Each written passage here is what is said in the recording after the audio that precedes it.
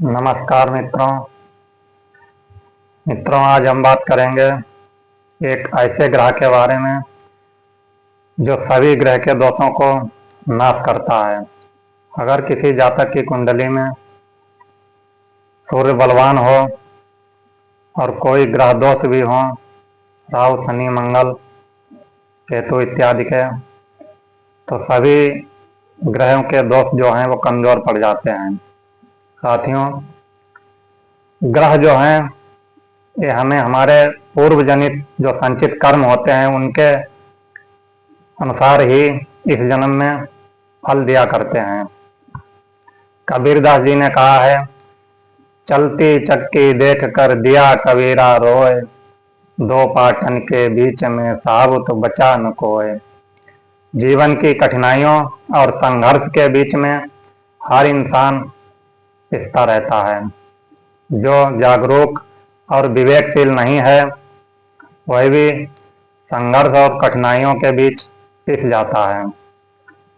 अच्छे कर्म का फल अच्छा और बुरे कर्म का फल बुरा ग्रह हमको प्रदान करते हैं। कबीरदास जी ने एक दोहा और लिखा है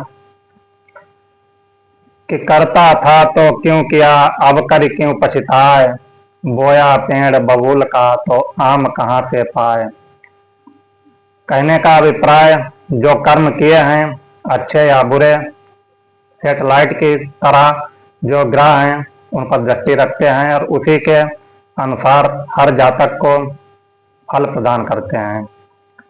मित्रों, राहु का दोष नाशक बुध और राहु का दोष नाशक शनि, राहु बुध और शनि का दोष नाशक मंगल, राहु बुध शनि और मंगल का दोष नाशक शुक्र, राहु बुध शनि मंगल और शुक्र का दोष नाशक गुरु, राहु बुध शनि मंगल शुक्र और गुरु का दोष नाशक चंद्रमा, तथा इन सभी ग्रहों के दोषों का नाश सूर्य करता है।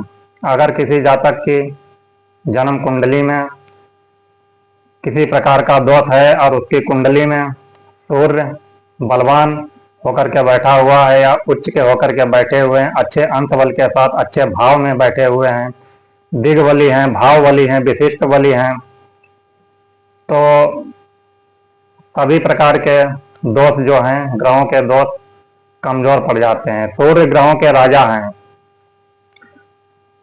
सूर्य के बलवान होने पर पदोन्नति, आत्मशक्ति, तेज बल, राज्य प्रतिष्ठा, सरकारी नौकरी, यश, समाज में आदर, मान सम्मान, पिता से प्रेम, पिता से पैतृक संपत्ति का प्राप्त होना, गुरुजनों से सम्मान मिलना, राज दरबार में सम्मान मिलना, अच्छी पत्नी का मिलना, पुत्र का संस्कारी गुणवान पुत्र की प्राप्ति होना, ये सभी लक्षण अगर कुंडली में सूर्य बलवान है तो जातक को स्वतः ही प्राप्त हो जाएंगे। किसी अन्य ग्रह की सहायता की जातक को आवश्यकता नहीं पड़ेगी।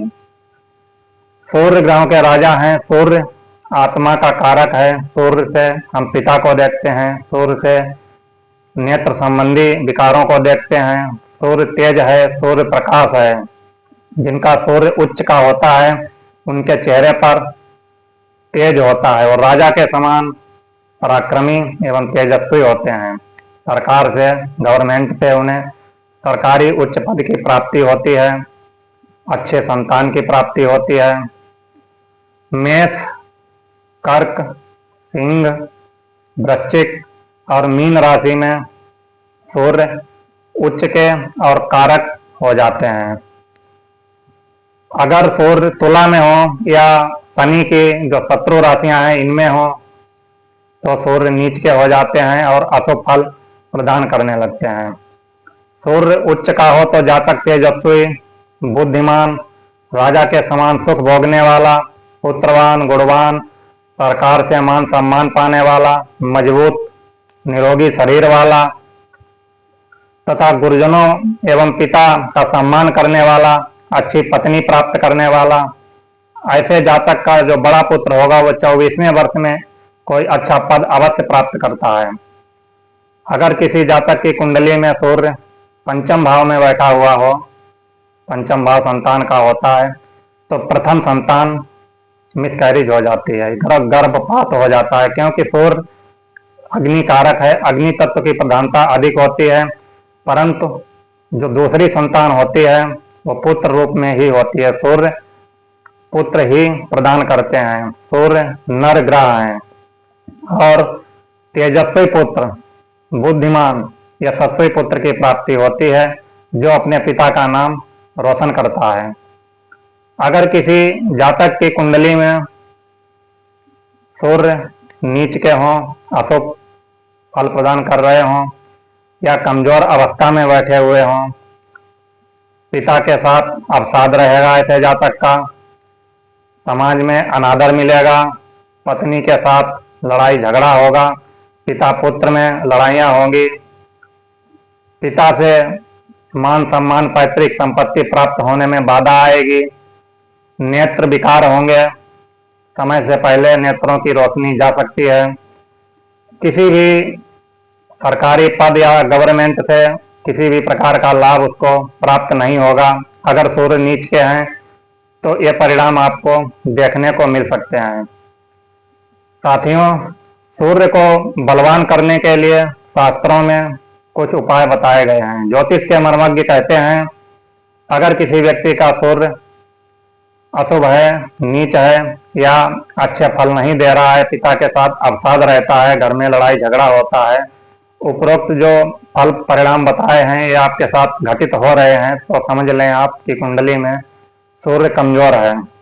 सूर्य को बलवान करने के लिए जब भी आप किसी कार्य के लिए घर से बाहर निकलें तो अपने पिता के चरण स्पर्श करके बाहर निकलें, गुरुजनों तथा अपने पिता का आदर करना शुरू करें, आपका सूर्य धीरे धीरे बली होने लगेगा। सूर्य का संबंध पिता से है, पिता के आशीर्वाद से आपका सूर्य भी बलवान हो जाएगा। सूर्य को अर्घ बहुत अधिक प्रिय है, सूर्यम प्रियम अर्घाण। सूर्य को रोज प्रातः काल स्नान करके अर्घ प्रदान करें।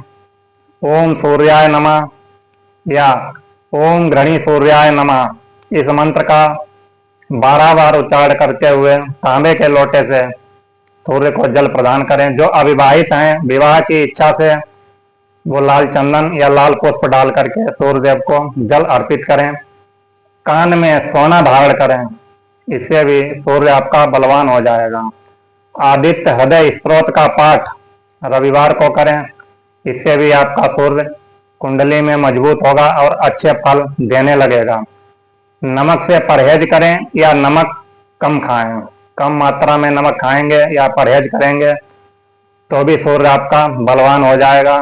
दही का सेवन करें, इससे भी आपका सूर्य बलवान हो जाएगा।